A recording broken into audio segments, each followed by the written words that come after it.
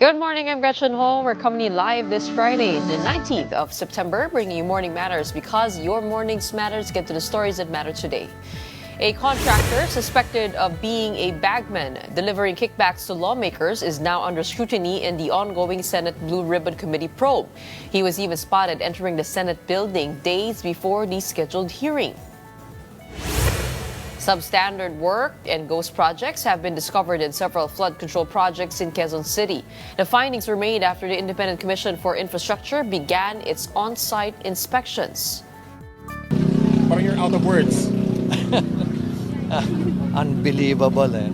They can be so bold, so comfortable na gumawa ng ganitong mga project. And tropical storm Nando has slightly intensified as it moves towards extreme northern Luzon. It is expected to reach typhoon category by tomorrow or Sunday. Welcome to our program, Morning Matters, where we talk about the issues you need to know for the rest of your day. Now, first on the agenda. The Senate Blue Ribbon Committee's probe into alleged flood control anomalies grew even more heated. A contractor, once tagged as a supposed bag woman, denied delivering kickbacks to lawmakers. Here is a report. As the Senate continues its probe into alleged anomalies in the flood control projects, the name of a contractor has surfaced, said to be linked to kickbacks for the projects. CCTV footage shows Mina El Amparo Jose, owner of WJ Construction, entering the Senate on August 19. Former DPWH official Bryce Hernandez claimed she delivered money for the proponents of the flood control projects. But Mina clarified she only visited Senator Erwin Tulfo's office to fix a veranda. Para nagamit po yung opisina ko para dumaan po siya sa broom. You should have told us na may kaibigan ka under investigation. My staff even asked me, Mr. Chair, if you would remember and you lied. Sinabi namin, baka ikaw sabit ka dito sa flood control. Wala po kami, hindi po kami sabit dyan. Ang mga project ko, 30 million. Do you remember that? I have never engaged in any illegal activity. I have never given nor received any money from any public official or government employee, including this Mr. Bryce Hernandez. Thus, I strongly deny his accusations. Mina insisted she never delivered money to any senator. So hindi mo kilala si Senator Jinggoy at hindi ka nagdala ng pera sa kanya? Hindi po. Kahit po kay Bryce, wala po akong dinalang pera. Okay. So talagang safe ka na. Please continue. Mina further explained her company only handled 124 million peso flood control project, not a ghost project. The text messages Hernandez earlier presented at a House hearing, she said, were about delivering documents, not money. But Hernandez himself was put on the spot after earlier directly linking Senators Jinggoy Estrada and Joel Villanueva. Nung nag-testify ka sa House, matibay yung salita mo na si Miss, ano pangalan? Mina po. Mina ay magdadala ng pera sa proponent. At ang binanggit mo sa House, si Senator Jinggoy. Sinabi mo na hindi naman pala si Senator Jinggoy. Specifically, hindi po si Senator Jinggoy. Okay, kanino kaya yon? Proponent lang po ang sinabi sa akin ni boss.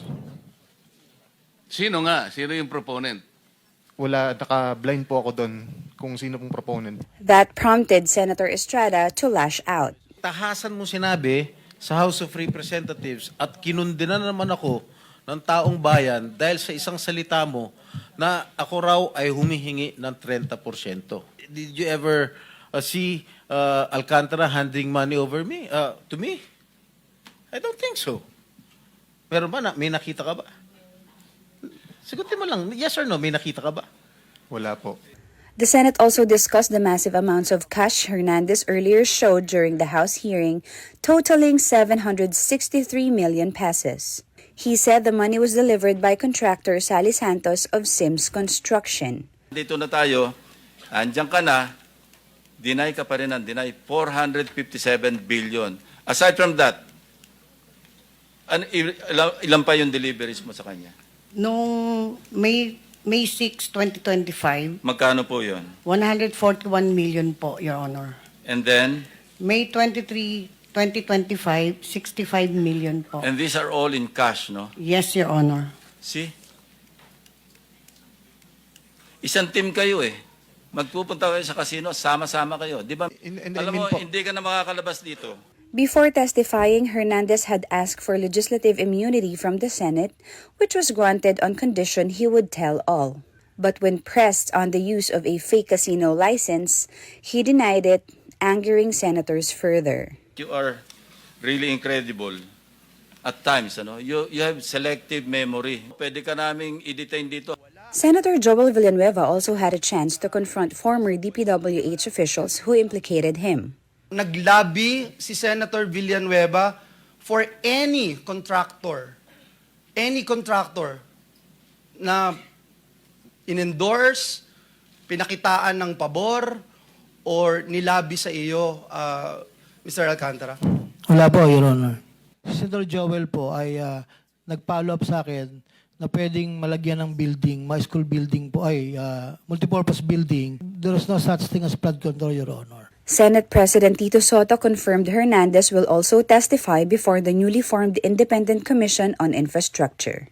You are set to testify to them. So I suggest you collect your thoughts, tell the truth. The Senate Blue Ribbon Committee has cited contractor Curly Discaya and former DPWH District Engineer Henry Alcantara in contempt. Discaya was detained after giving conflicting reasons for his wife Sara's absence from the hearing. First, citing a heart condition, later on diabetes, while her letter said she had a staff meeting, and because of that, Sara now faces a show cause order. Alcantara was also cited after repeatedly denying knowledge of ghost flood control projects in Bulacan. Both joined former district engineer Bryce Hernandez, who was earlier also cited in contempt. Nanumpa ay to tell the truth, and dito harap-harapang nagsinungaling ka, binabastos mo kami, niloloko mo kami. Di ba? Huwag mo kami lokohin. Di ba kayo nag-usap? Sana nag-usap muna kayong dalawa. Ano bang palusot ang gagawin natin, sweetheart or darling? Mr. Chair, You lied. if I You may. lied. The letter excuse of Mrs. Discaya is totally unacceptable. Huwag niyang bababuyin tong hearing nito. Very inconsistent yung mga pinagsasabi nitong si Mr. Discaya. Ginagawa tayong parang mga Okay. bata rito.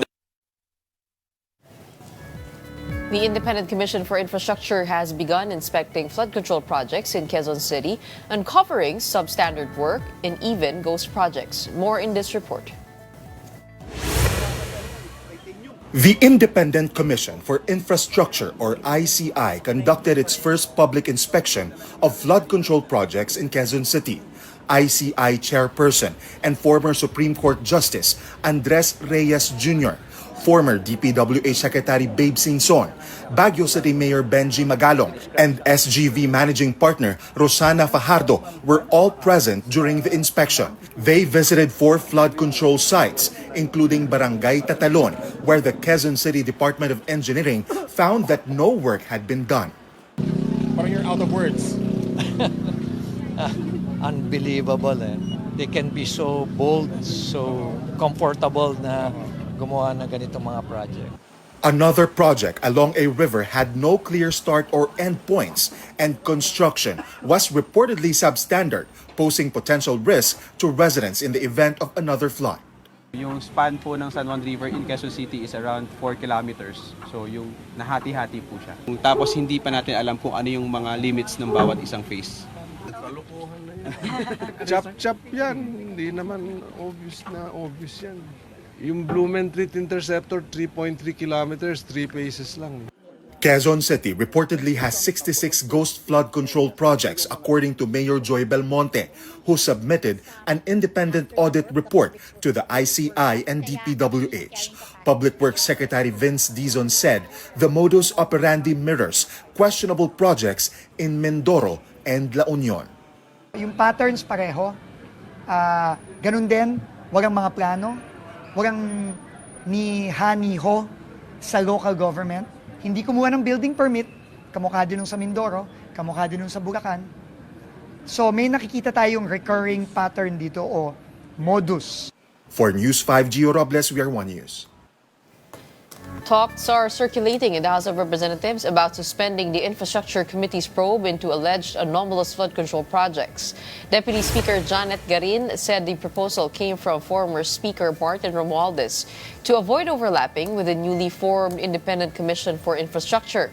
However, House Infrastructure Committee Co-Chair Terry Ridon said no directive has been issued to stop the proceedings. So wala na pong hearing na inaasahan dito Sa pagkakaintindi namin, wala na. Or kung meron man, ito ay to formally endorse all the documents and the affidavits gathered to the ICI. Meanwhile, Majority Leader Sandro Marcos has urged Ako Bicol Party List Representative Zaldi Co to return to the Philippines and face allegations against him. Garin added that Romualdez had earlier tried to convince Co to return, but the latter raised concerns about his safety. Co has been linked to alleged budget insertions and questionable flood control contracts. I think he should come home and face the allegations against him. They are too severe, and it's dragging the house in the mud. Coming right up, Tropical Storm Nando gained strength while heading in the direction of extreme northern Luzon. The State Weather Bureau forecasts it may intensify into a typhoon by tomorrow or Sunday. More details right after a quick break.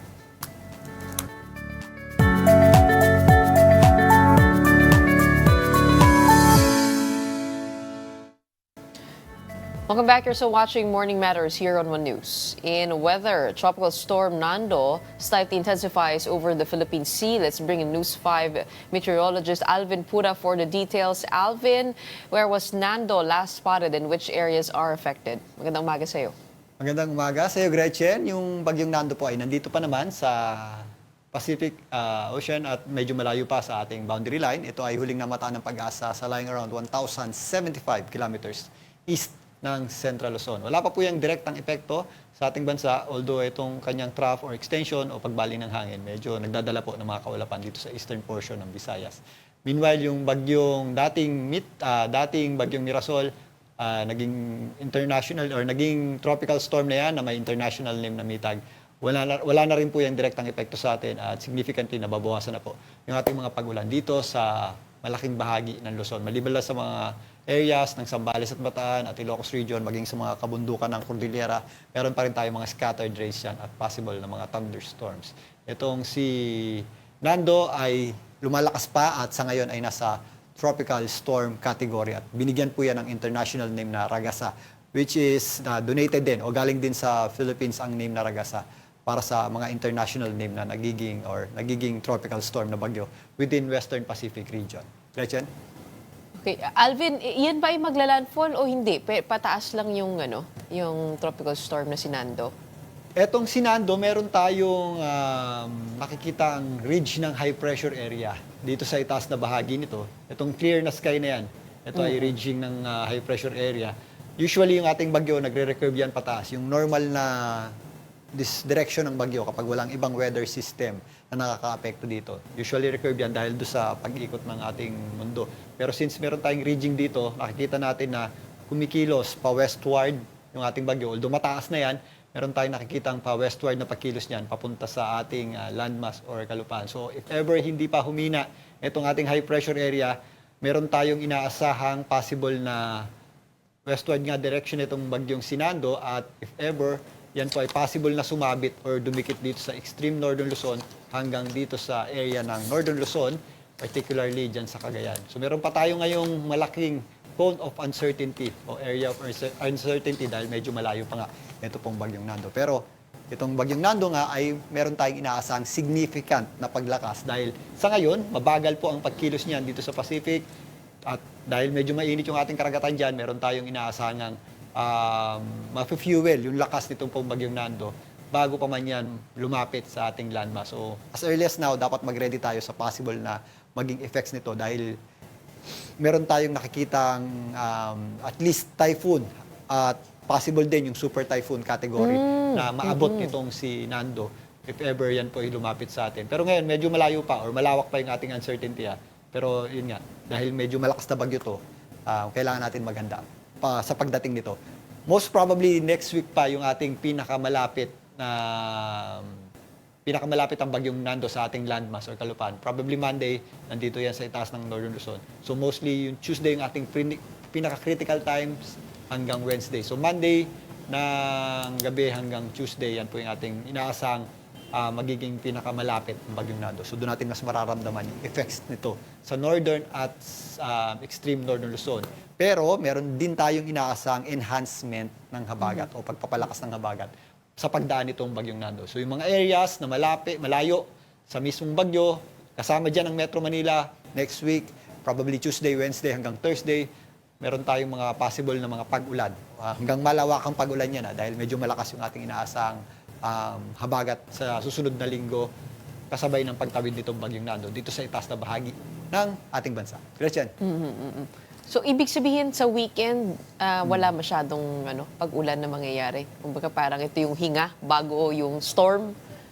Yes, tama Calm ka. before the storm. Tama ka dyan, Gretchen. Dahil nga nakalabas na itong dating bagyong Mirasol at si Nando ay medyo malayo pa. Kung papansinin nyo itong ating satellite image, halos relatively, generally fair weather naman tayo in most parts of our country. Maliban lang dito sa western section ng Central at Northern Luzon.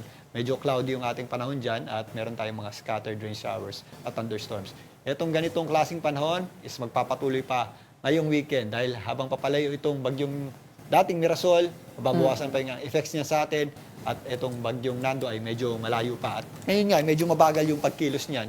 So hopefully, if mapanatili niyan yung kanyang pagkilos, wala pa tayong nakikitang enhancement ng habagat niyan by weekend. So if ever dito sa Metro Manila, ngayong weekend, halos ganito rin po yung ating panahon. Magandang sikat ng araw sa umaga, nagpapakita naman po yan. Although minsan nagiging maulap yung panahon natin, yung ating tsansa ng pagulan ay tumataas pa pagsapit ng hapon at gabi. Possible pa rin po yung ating mga afternoon showers at thunderstorms. So usually Alvin, naman, hindi nagtatagal yan. Pero minsan, malakas na pagulan pa rin.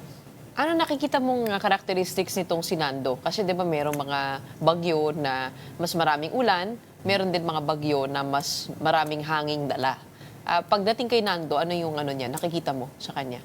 Alright, Gretchen, yung mga bagyo natin ay parang ang fingerprint. Walang magkakatulad talaga na bagyo. Pero usually, yung ating mga bagyo na buhaghag or yung mga mababang bagyo or mga mababang kategory na bagyo like tropical depression, mas affected yan ng mga other weather system. So mas humihila po yun ng habagat at meron tayong mga scattered o kalat-kalat, buhaghag yung mga kaulapan yan. So usually, mas malakas ang ulan ng mga tropical depression o mas marami tayong mga pagulan kaysa sa hangin pagdating sa mga mabababang bagyo. Pero itong ang si Nando, other than sa ulan, meron tayong ine-expect na malakas na hangin ito. Usually pag tumungtong na ng tropical storm hanggang severe tropical storm to typhoon, yan na po yung ating dangerous o mapanganib na lakas ng hangin. Lalong-lalo na kapag umabot tayo sa super typhoon category. Usually, yung mga affected niyan na malalakas na bugso ng hangin or devastating, term natin yan devastating na lakas ng hangin is yung mga areas na malapit sa gitna ng bagyong Nando. So aside from sa malalakas na pagulan ng bagyong Nando, so meron din tayong inaasahang pagulan dito sa bagyong Nando na malalakas din, na malapit sa gitna.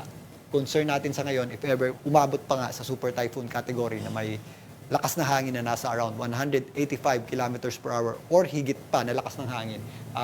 Devastating o destructive na lakas ng hangin na yan. So, particularly tayo dyan sa mga areas na possible na daanan ng kanyang gitna. Sa ngayon is extreme Northern Luzon and hindi natin inaalis itong area ng Northern Luzon if ever sumubsub pa ito pong bagyong Nando. Pero other than that, aside nga from bagyong Nando, meron din tayong significant din na enhancement ng habagat. So, yun yung mga areas na umuulan na malayo sa mismong bagyo at hindi rin natin nakikita or hindi rin siya nakadepende dun sa direksyon ng bagyo. Usually, if ever nandito sa taas yung ating bagyo, meron tayong enhancement ng habagat na hindi related dun sa mismong gitna ng bagyo. Gretchen? Bilang huling katanungan, ikaw ba'y papunta na sa dagat dahil calm before the storm nga? Sa kabutihang palad, Gretchen, maganda pang panahon sa weekend. So, may alon na po yan by weekend. Magsa-surfing na to. Aabot na sa typhoon category yan. So, Eastern Pacific, eastern portion ng ating bansa, mabubuhay po yan or magkakaroon tayo ng malalaking pag-alon dyan. Sa mga surfers, siyempre mag-enjoy tayo dyan. Pero yung mga maliliit na sasakyang pandagat, yan, mag-ingat po tayo dahil medyo tataas po yung ating wave height, particularly nga dito sa Pacific. And then, pagtawid pa ng bagyong Nando, meron tayong mga possible storm surge dyan. Usually, pag nasa severe tropical storm, typhoon to super typhoon category, yan yung ating mga malalaking storm surge, lalong-lalo na dumikit yung ating bagyong Nado. Pero by weekend, relatively safe pa yan sa weekend. Siyempre, alam na alam mo yan dahil ikaw ay isang storm chaser, aka surfer. Okay, maraming salamat sa iyo sa iyong update at sa Maraming pagpapaliwanag salamat, ng mga maaaring mangyari hindi lang sa weekend, pati na rin sa susunod na linggo. We have News 5's meteorologist Alvin Pura. The Metro Manila Council has approved a resolution requiring national agencies to coordinate with local governments before planning projects in the region. MMC President San Juan Mayor Francis Zamora said the move supports President Bongbong Marcos's directive to restore collaboration between the local and national governments on infrastructure and other programs. Zamora added that this will make mayors more accountable while curbing corruption, substandard work, and ghost projects. The MMC also urged the DPWH to align its flood control projects with the MMDA to prevent duplication and unnecessary spending. Let's talk more about that with Metro Manila Council President and San Juan Mayor Francis Zamora, who joins us over the line this morning. Good morning. Welcome to Morning Matters.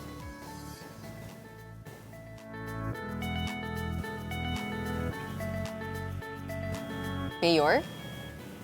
Yes, Gretchen. Hello, Magandang umaga Gretchen. po. Good morning. Yes, Gretchen, good morning and thank you for having me on your program. Okay, Mayor, the Metro Manila Council has passed a resolution mandating the national agencies to coordinate with the LGUs when it comes to infrastructure projects. Ano po ang magiging role po dito ng LGU? Can you describe to us, what are the major changes when it comes to the processes? Yes, Gretchen, just to give you a background, dati po kasi, bigla na lang pong nagsisimula ang DPWH magsagawa ng mga proyekto. They start excavating, they start building infrastructure projects without coordinating with the local government units. And this is something that came out in the investigations conducted by President Marcos himself when he visited substandard and ghost projects in the provinces. And the Metro Manila Council deemed it necessary to pass a resolution to express our concerns regarding non-coordination of the DPWH and also other national government agencies.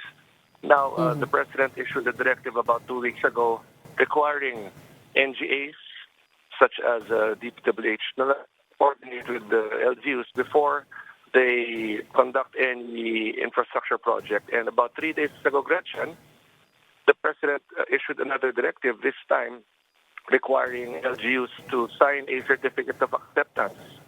So without us LGUs signing the acceptance, these projects will not be deemed completed. This will really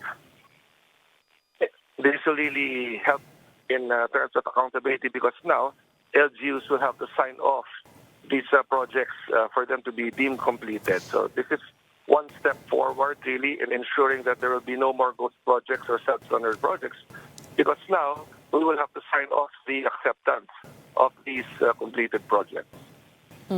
So ibig sabihin po, nandun po kayo sa simula at saka sa dulo. Tama po ba? What kind of permit do they need to get from the LGU at the very start of the project? Well, yung habol natin dito is coordination. Ang tanong dito, Gretchen, merong pondong DPWH. Meron silang gustong proyekto. Ang tanong, ang proyektong to kailangan ba talaga ng LGU? Alam ba nila kung saan dapat magtayo ng pumping station? Alam ba nila kung saan dapat maglagay ng slow protection? Mas alam po ng LGU. The DPWH and the LGUs coordinate yung projects po natin kasi tama yung papagtayuan nito.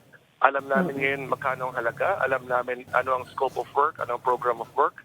And now, more importantly, bago ito classify as a complete project, ay i-certify namin ito. So, malaking bagay yan kasi dati, Gretchen, bigla na lang meron mga projects ng DPWH na lumalabas, completed na raw, in fact, nabayaran na, pero based on investigations, ghost projects pala ito or substandard projects. So ngayon, with the new directives of the President, ay mas magkakaroon tayo ng level of accountability. Akin pong natatanong yun kung anong klaseng permit kasi parang there was confusion at some point kung building permit ba yung kinakailangang kunin kasi hindi daw building itong flood control works. Your thoughts on that? I mean, how would you exactly sign off sa simula? Okay. Meron kasing tinatawag na the completion of work.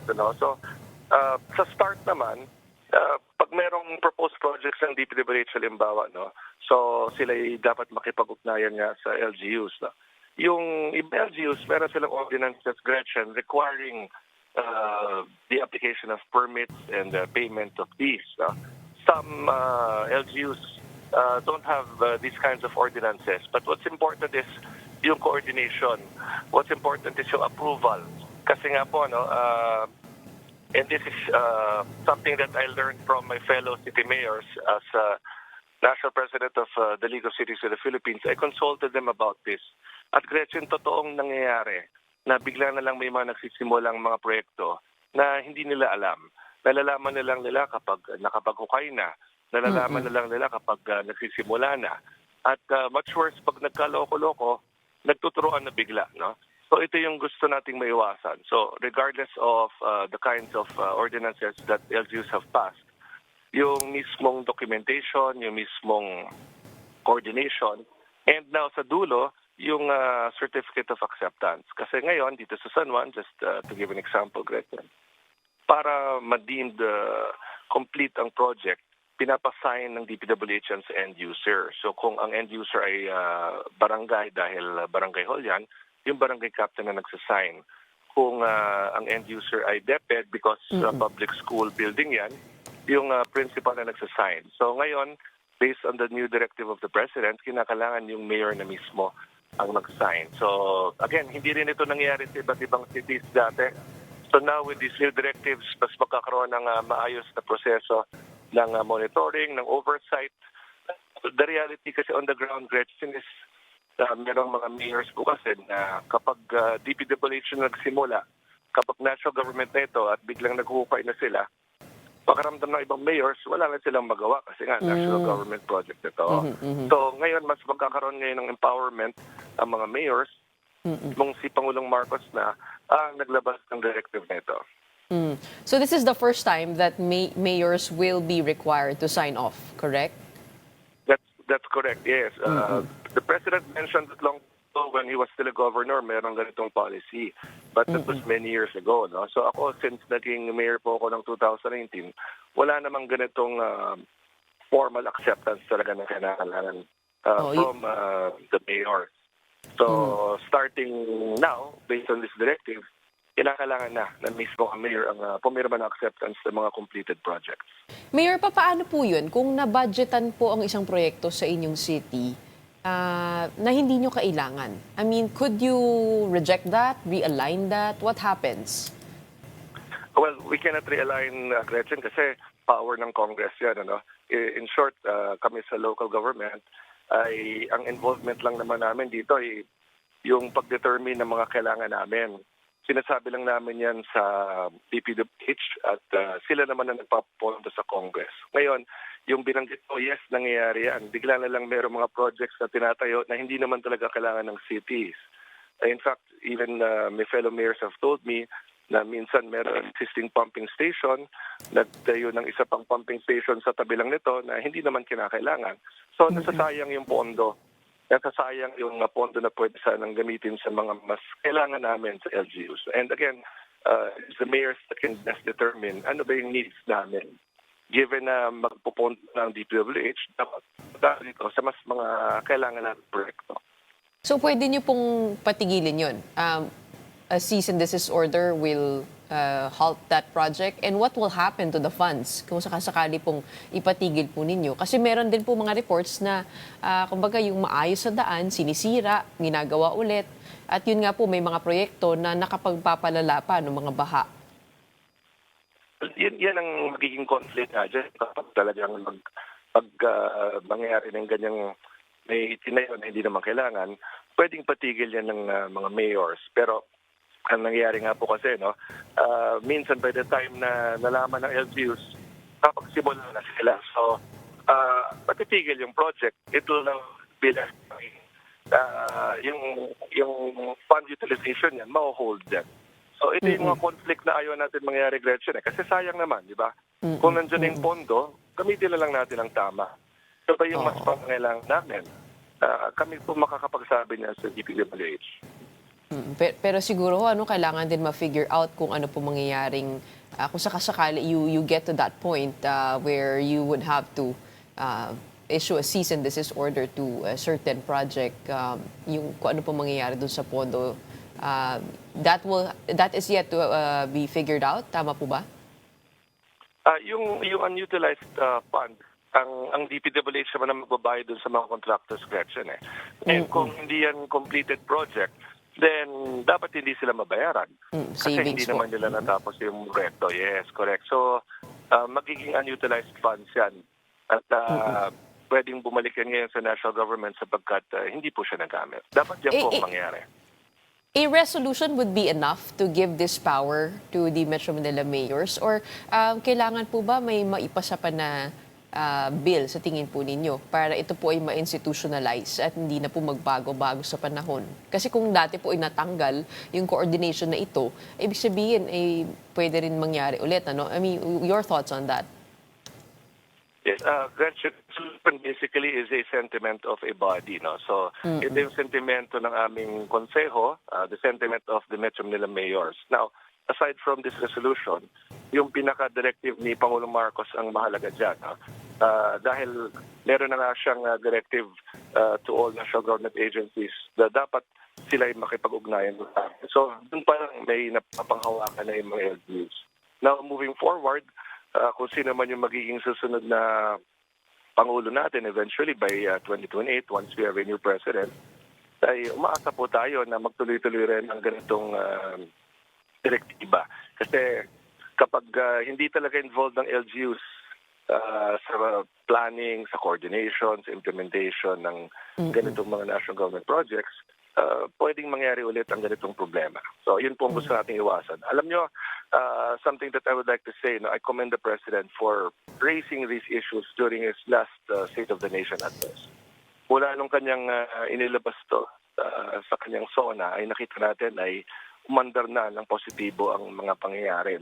Nagkaroon na ng mga investigations at ngayon iniisa-isa na ngayon yung mga ghost at substandard projects.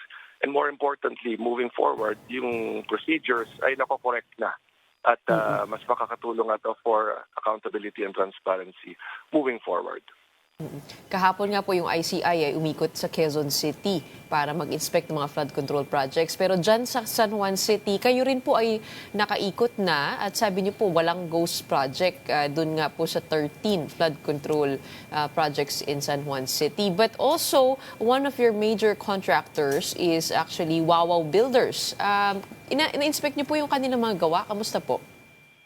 Yes, actually, tama po kayo. Ang Wawaw ay isa sa mga contractors ng DPWH na gumawa po rito. Ngunit wala namang problema dun sa ginawa po. So, merong mga projects ng Wawaw na alam ko ay questionable sa ibang mga lugar.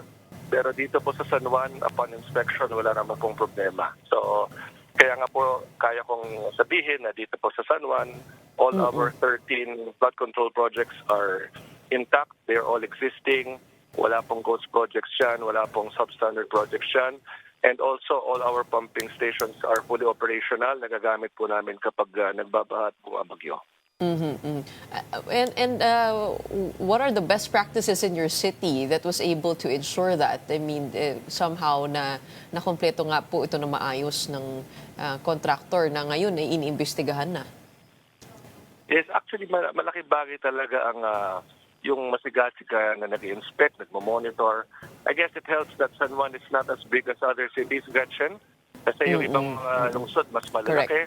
Just imagine, Gretchen, in the provinces, yung malalaking land area ng mga cities natin.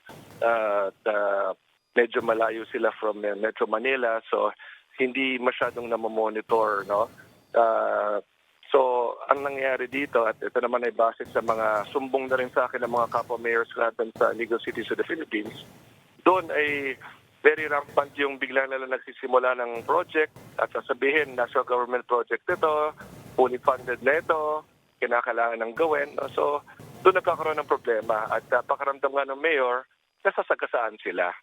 Pakaramdam ng mayor, wala na kaming parang maging bahagi ng pagdidesisyon. So, malaking bagay talaga ang directive ni Pangulong Marcos po. At moving forward, this will really help in transparency and accountability.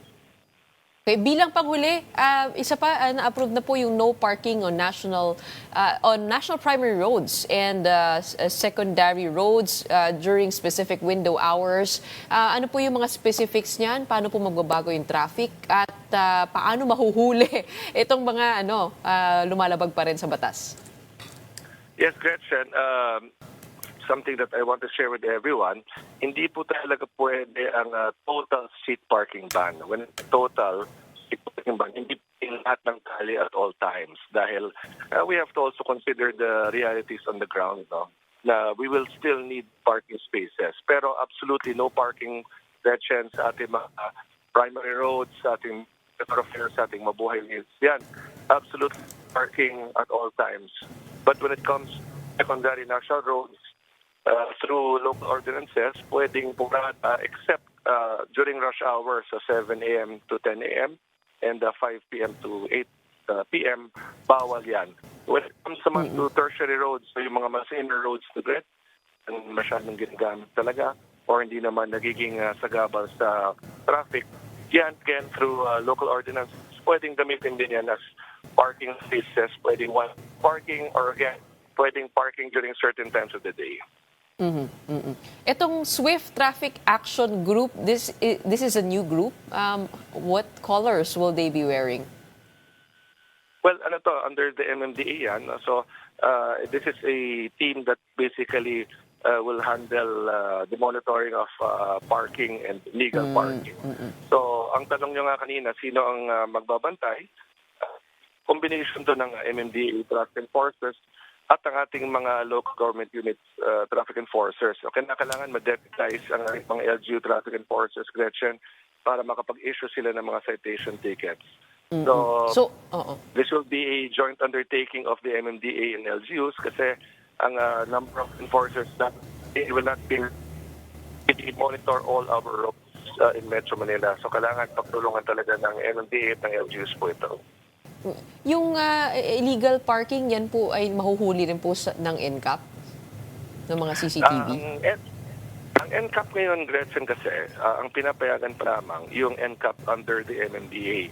Right now, the NCAP ng mga LGUs may TRO pa rin. But in the event na malift ang TRO, mas makakapag-monitor na rin po ang LGUs. No? Ang NCAP kasi, para sa akin, Gretchen, no? malaking bagay at malaking tulong. Kasi yung mga motorista natin, alam nila na kahit walang physical traffic enforcer, ay alam nilang na monitor pa rin sila. So, I'm really hoping that at some point, malift nga yung NCAP sa LGUs para aside from our physical traffic enforcers, ay meron tayong cameras all over the city na nagmamonitor 24 hours a day. So, yan ay para sa akin isang mahalagang hakbang sa mas magandang implementasyon itong traffic regulations, pati no parking. Kasi under the Metro Manila Traffic Code Grade 10, ito yung ating single ticketing system wherein all 20 common traffic violations in Metro Manila have been uniform in terms of the amount of fines. Yan po ang magiging basis natin sa paghuli. So under the Metro Manila Traffic Code, merong mga fines nga ang illegal double parking and all other traffic violations. Okay, sana lumabas na po yung mga desisyon na yun sa lalong madaling panahon. But in the meantime, maraming salamat for updating us on these developments. And thank you for your time this Friday. We have Metro Manila Council President and San Juan Mayor Francis Zamora. Thank you very much, also, Gretchen. Up next, Gabriela Women's Party has officially been proclaimed by the COMELEC as the 64th party list group to gain a seat in the House of Representatives. All that and more when Morning Matters returns. Keep it here on One News.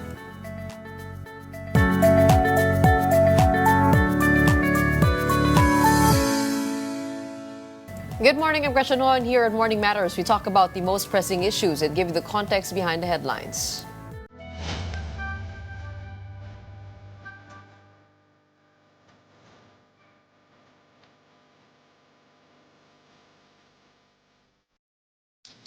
The COMELEC has officially proclaimed Gabriela Women's Party as the 64th party list group in the House of Representatives. First nominee Sara Ilago will take the seat, calling the proclamation long overdue and vowing to push for measures such as wage hikes, agrarian reform, and the SOGI Equality Bill. Gabriela, part of the Makabayan bloc, ranked 55th in the May midterm elections with over 256,000 votes.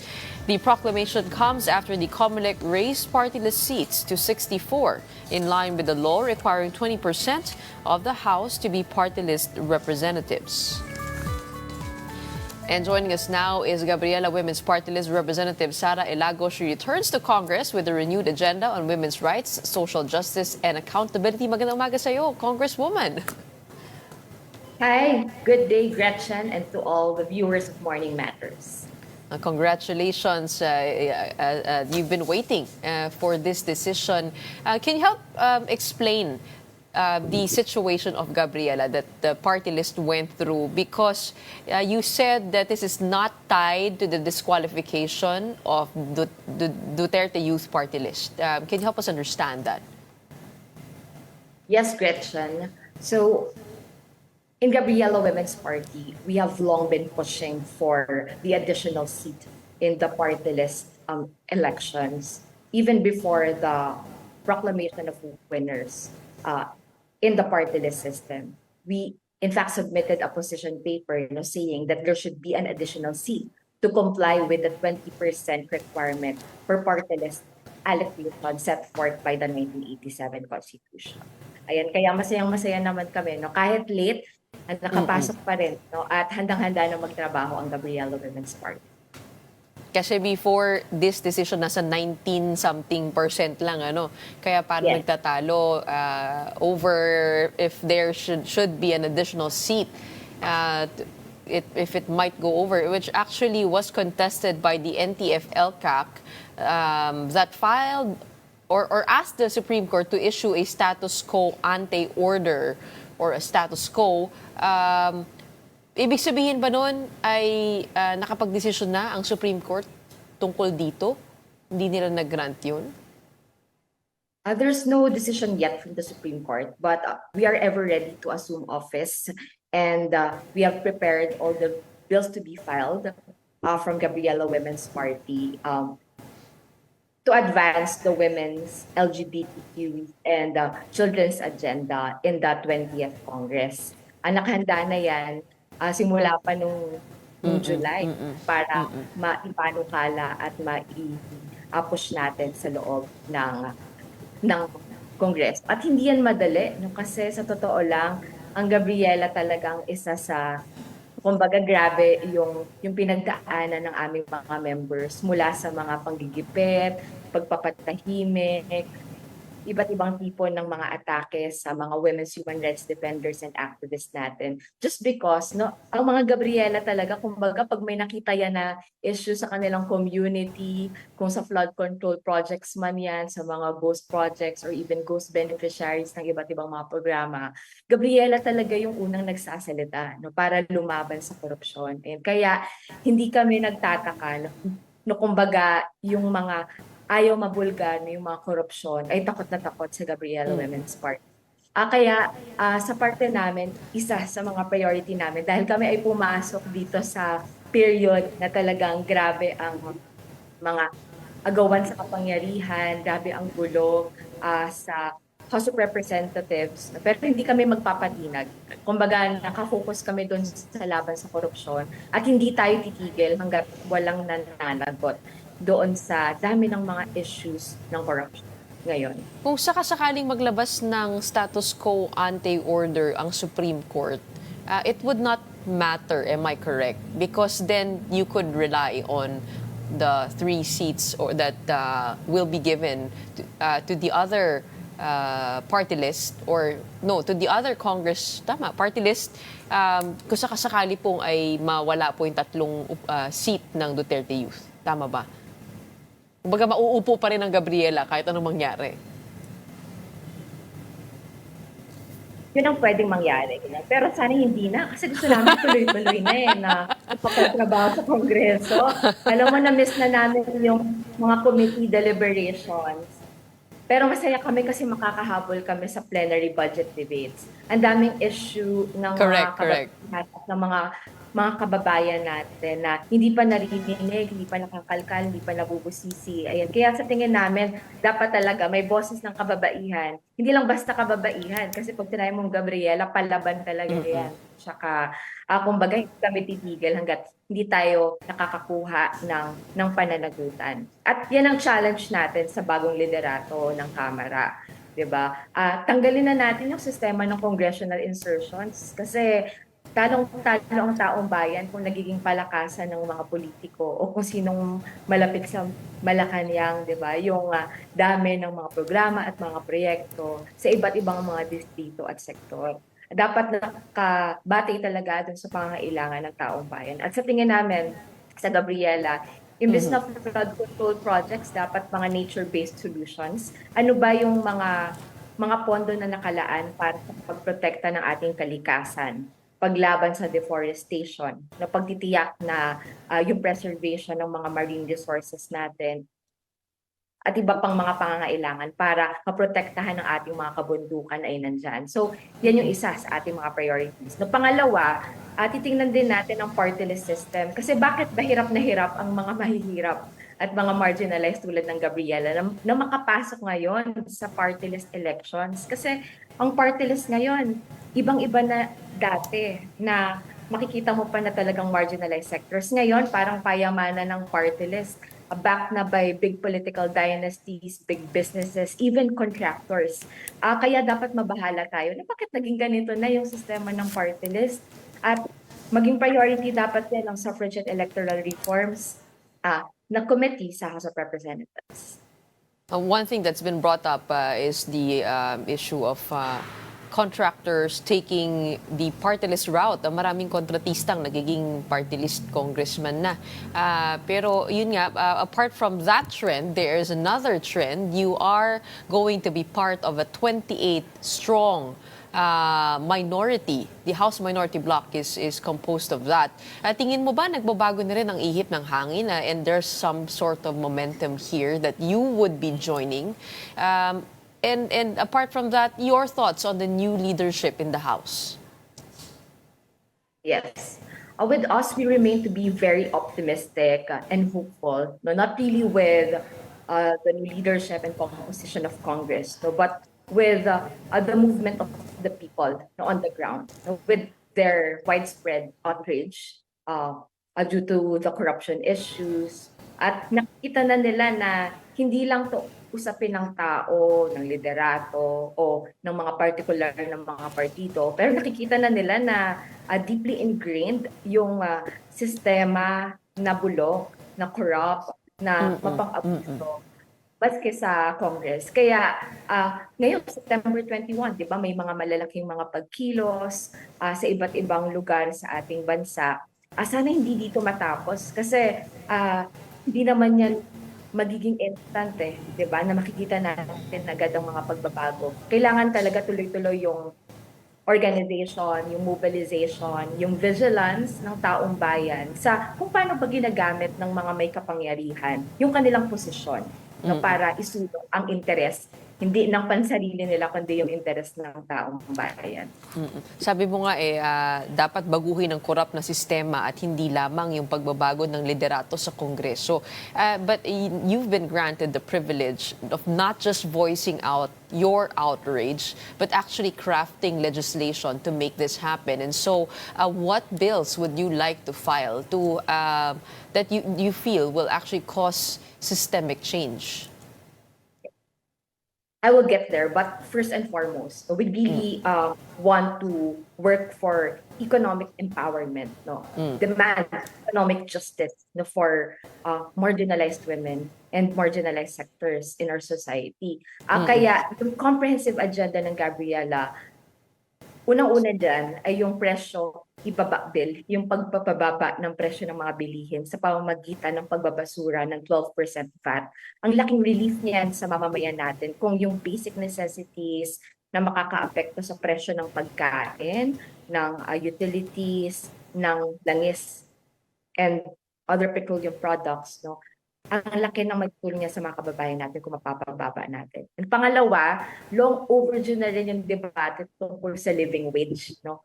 Pag naghahanap buhay ang ating mga kababayan, yung sahod ba talaga nila nakabubuhay para sa pamilya o hindi, no? At ang sagot dyan ng mga kababayan natin talagang sa panahon ngayon, kulang na kulang. Kaya dapat yan ang isa sa mga priority, no? Ang dagdag sahod. Bukod dyan, para mag-generate ng jobs locally, no, dito mismo sa ating bansa, kailangan natin paunlarin ang lokal na agrikultura, suporta sa mga micro, small, and medium enterprises natin at mga Philippine industries. Kasi napakayaman ng Pilipinas, as in, alam natin yan, Luzon, Visayas, Mindanao. Pero paano ba talaga natin binibigyan niya ng public investment, no, to enrich, no, or natural resources, develop it, no, to generate jobs and support businesses, no, by Philippines. Kaya yan yung tingin namin una. Pangalawa, ang Gabriela kasi ang haba na ng track record sa Congress pagdating sa women's laws, gender equality. No, kaya ang priority namin, matiyak yung effective implementation and substantial funding for the anti-violence against women and their children, anti-rape and bawal bastos law, anti-sexual harassment. Nandyan din yung, ang dami pang mga provisions sa Magna Carta of Women na walang implementing laws. Gayon din, isa sa nais namin maipanalo, mapanagot yung mga information and communications technology or lahat ng technology-facilitated violence against women. Yung paggamit ng AI, deepfake, ng technology, no, para bastusin yung mga kababaihan. Sobrang unacceptable yan. At nakakagalit na may gap pa rin yan sa law. Ang daming mga kababaihan at mga kababayan natin ang nagiging biktima, maski mga bata at kabataan. Pero walang nananagot. Ayan, kaya yung expanded anti-VAUSI at yung anti-ICT VAU, isa sa mga priority ng Gabriela Women's Party. Pagdating naman sa paglaban sa korupsyon, at sana hindi na nila hintayin na magkaroon ng batas para dito, kasi sa tingin namin doable, pwede bang number one, naging kultura na kasi yung mga insertions, no? Kaya hindi mo kailangan talaga ng batas sa ngayon eh. Kung magiging decisive lang ang Malacanang na sabihin na itigil na yung mga congressional insertions, tignan natin yung mga proposals talaga from the ground, from the grassroots, kung ano mga kailangan natin. Yan ang pondohan.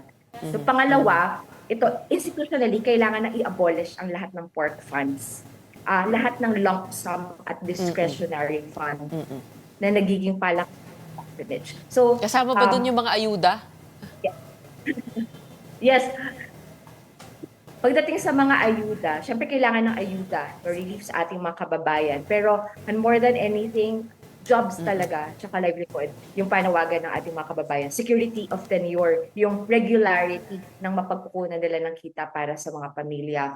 And to add lang dun sa mga bills, anti-corruption, yung prohibition ng political dynasties, and genuine representation for partyless system. Asahan nyo po na itutulak natin yan sa 20th Congress. Pero hindi namin kaya na Gabriela lang. Sana samahan po kami ng taong bayan. Kailangan namin talagang all hands on deck na para i-push talaga itong Kongreso na umaksyon at yung Malacanang mismo. No? Kasi malaki ang, kumbaga, yung influence din na kung sino talaga yung nasa taas. Di ba, sino ang chief executive ba ngayon? Na sino yung pinaka may kapangyarihan na to influence all these things. Kaya, di tayo asa sa Kongreso lang, sa Senado lang, sa Independent Commission on Infrastructure, pero sa power mismo ng tao.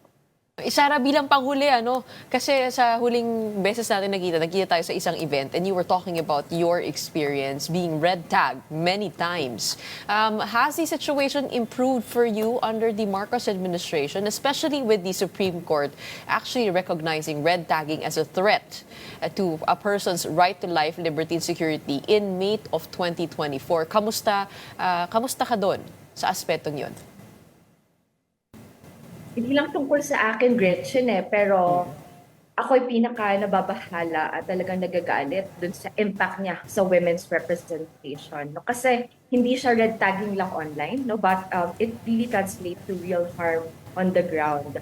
For instance, meron kaming mga experience na yung mga members namin talagang pinupuntahan sa bahay, no, tinatakot, pinipilit na mag-disaffiliate o sabihin na hindi na sila member ng Gabriela Women's Party. Yung ganong tipo ng mga harassment at saka threats, lalabanan natin yan. Hindi lang sa pagtutulak ng promotion ng Human Rights Defenders Bill na malaking bagay, no? Pero sa pagpapanagot talaga sa lahat ng mga red taggers at mga perpetrators ng mga human rights violations and abuses dito sa ating bayan. Babatayan namin yung pondo pagdating sa karapatang pantao. At the same time, mula noon hanggang ngayon naman, nananawagan po kami ng accountability sa lahat ng mga human rights violations. Panagutin natin ang NTF-ELCAC. Isa po sa mga, according to our investigation, doon sa mga pangunahin talaga na nagpapatahimik sa mga kababaihan. Titindig kami at hindi po kami magpapatinag para sa palaban na boses ng mga kababaihan. Maraming salamat. It seems you have your work cut out for you. Of course, medyo nabawasan na dahil sa desisyon na ito na naantala. Pero congratulations again. You will be, I believe, proclaimed on Monday. So we'll wait out for that and watch out for you as a congresswoman. Of course, we have Gabriela Women's Party as representative, officially, Congresswoman Sara Ilago. Okay, thank you, Gretchen. Maraming salamat. In the meantime, tune in for the special coverage of the anti-corruption rallies happening this coming Sunday, September 21 at Luneta and EDSA. Catch it live on One News, 1PH, and other Kapatid channels. Real-time updates, on-the-ground reports, and in-depth analyses all in one network. Again, that is the Protesta special coverage. Catch it here on the Kapatid Network. And that wraps up today's episode of Morning Matters. We hope we've given you the right start to your morning. Let's go ahead and make the day and the weekend matter. We hope for clear skies and safe streets. My name is Gretchen Ho. We are One News, all sides, all the time. Happy weekend.